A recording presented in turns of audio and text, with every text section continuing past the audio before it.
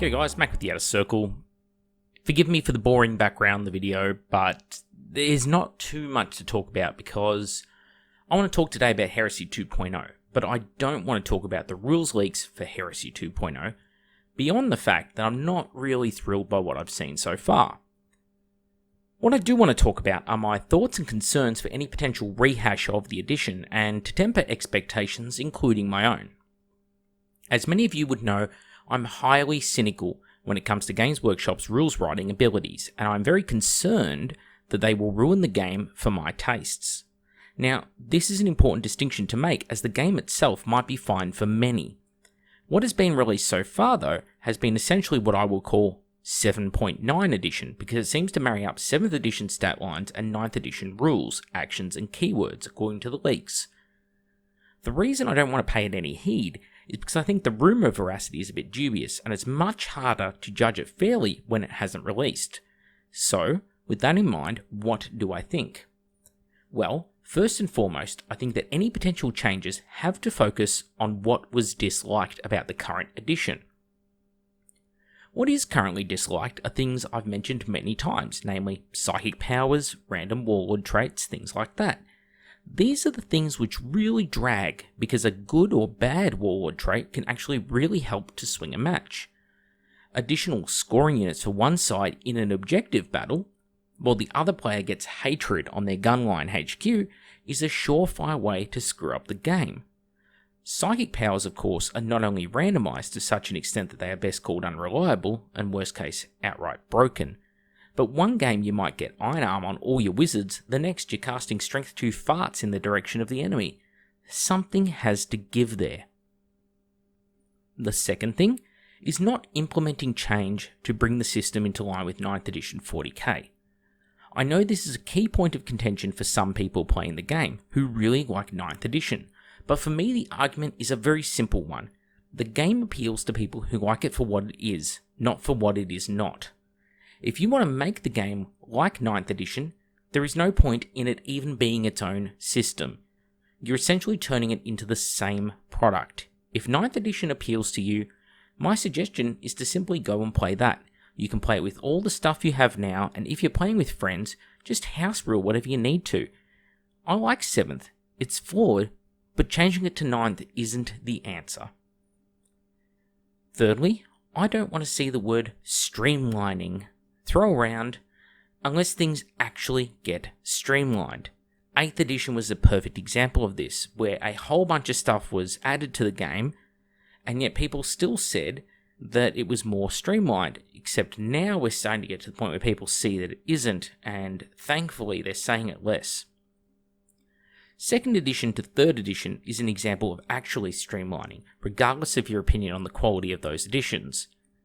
I see talk of unique movement values for units, and to me, if you do that, you are not streamlining the game. You're adding a layer of complexity, which, whilst narratively interesting, is kind of a nightmare. There's a reason why 3rd edition ditched it, and it was because the bigger the battle got, the worse it was to keep track of. Horus Heresy and all of Warhammer dating from 7th edition 40k right back to the late 1990s uses 6 inches as the primary unit of measurement in the game. Not 1 inch, 6 inches. How do I figure?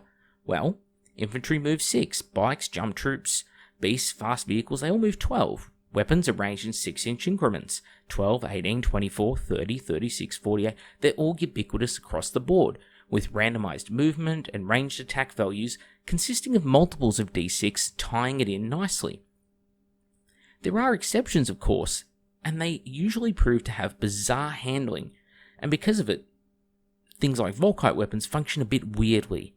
You never quite know what the good range is to move your units to, because your basic table usually has a 12-inch deployment zone, a 24-inch no man's land in the middle. If you add more movement, and you go from crossing it in 4 turns on foot to just 3, and a long charge if you go 7 or 8 inches, it has major ramifications. It means assault armies cross the table faster. It means gun lines now become weaker because they get assaulted faster, or you have to find other ways to strengthen those gun lines, such as extra abilities. This is one of my biggest fears, that some nitwit with too much time on their hands and not enough grasp of the ramifications of such a small change actually affecting the system in huge ways. A system that is already derided for its awkward balance, it could have huge consequences. If rumours are to be believed, and I know I said I wouldn't mention the rumours, but I cannot help myself here, if rhinos move 14 inches and white scars move 8, they'll be able to cross the table 30% faster than before. That's huge. The ramifications for an assault army crossing before you can shoot them to death? Well, you introduce new special rules to counter this, like reactions. Because you've now got to try and band-aid the mess you just created. And if you do that, then an assault army may want to have their own special action which negates your reaction, so that the World Eater's charge is just as devastating when you use your no charge bonus reaction. If that happens, then you end up playing 9th edition command points trap cards. Do you see my concern here, guys? The fourth point is that if units like the Dreadnought do indeed change to being a type of monstrous creature instead of a walker or vehicle, I'm not against it. But I don't want to see it become a nightmare of additional rules one has to memorize, because it now has all these caveats for rules that have to work differently on it. If that happens, then it's a foolish change, as trading armor value for a monster stat line isn't worth the additional 10 rules to know how the thing could function. If you have to write it that way, you're basically writing it badly.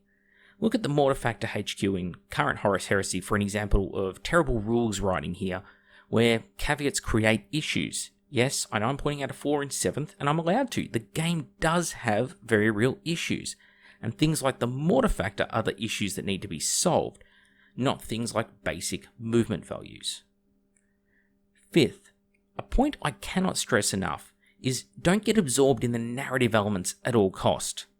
Degrading stat lines sound like such a cool idea, and they're in games like Age of Sigmar, and in a 500 to 2000 point skirmish, it's bearable. It can get a bit hard to track in a big game, but when you get to 10,000 points, like Horus Heresy games can get up to, and they're regular in the 3,500 point zone, with a lot more infantry than you see in 40k or Age of Sigmar, how do you keep track of it then? Do you want to keep track of 15 Dreadnoughts, 4 at toughness 6 with 5 attacks, 3 at toughness 5 with 3 attacks, 2 identifies Apache attack helicopters? No, it's just silly. It sounds great on paper, but doesn't translate to being a good game system. Every time you hear a leaked rule and your first reaction is, sounds so awesome, you're probably not thinking rationally and need to take a step back, or 20. I know I sound cynical here, but if narrative elements are all that matter, no matter how practical or impractical, you do not need Games Workshop. You need only your own friends to decide how you want to play your game. Heck, play one-page rules or something, you'd probably enjoy it more. If you want hardcore competitive, then it's still the wrong system for you. Horus Heresy is a game which has narrative elements, which are mostly derived by the list building and the player, and a functioning and mostly balanced game system, which is why it's well liked by its community, which contrasts with 9th edition 40k, which does neither of those things well, no matter how hard some people scream it at me. I don't care if you personally enjoy it, that's fine, but balanced, it is most certainly not, and power creep is worse there than anything in the Heresy by a long margin.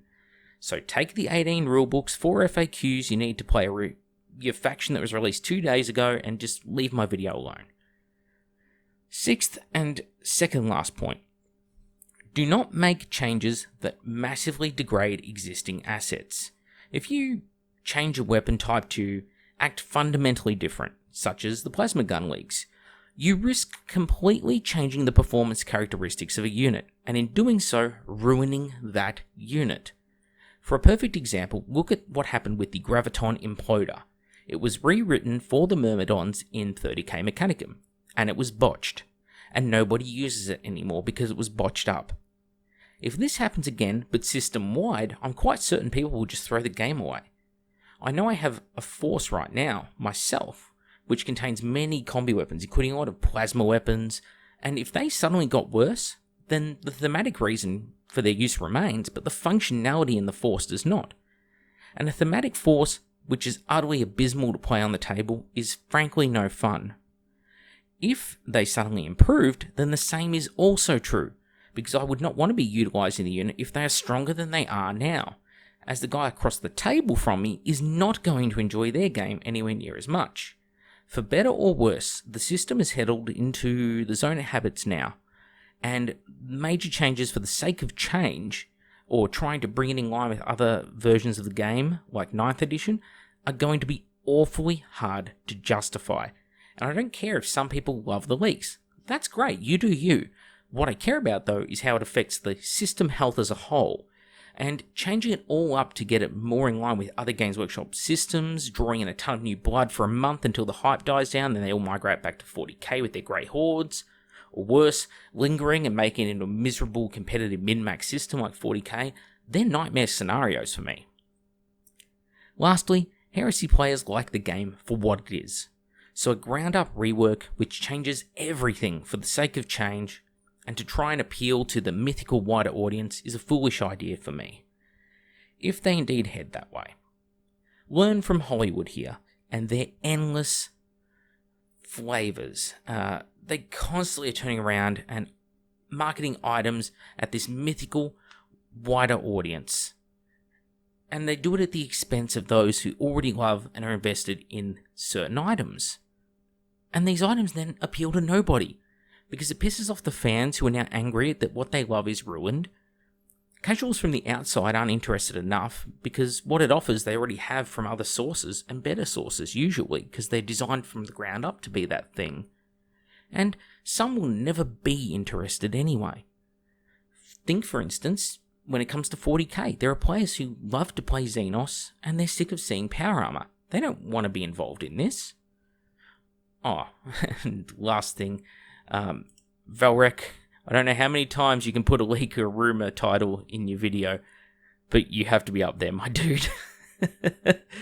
Anyway, thanks everyone for watching, and I'll see you all on the next one.